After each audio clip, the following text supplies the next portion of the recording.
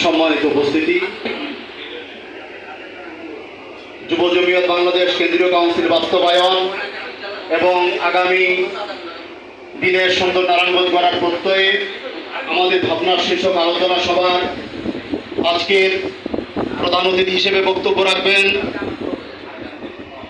হাজারো যুবকের আইডল, নারায়ণগঞ্জের বিশিষ্ট আলেমেদিন, কারা নির্যাতিত নেতা, আপনার আমার সকলের সুপরিচিত বিশিষ্ট আলেমেদিন হযরত মাওলানা ফেরদাউসুর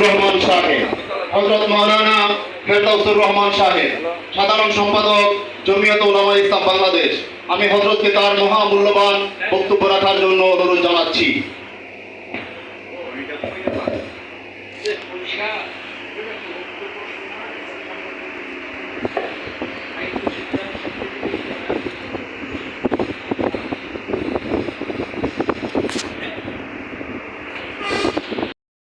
ইসলামের কথা বলেন, যাদের দলের নামের আগে ইসলাম শব্দটা আছে,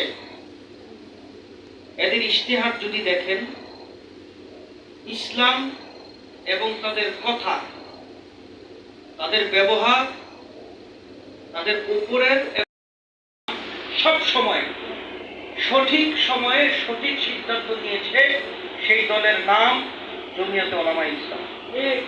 ধরে কর ঠিক কিনা? আমাদের বৈঠক কেন? বাংলাদেশের ইতিহাসে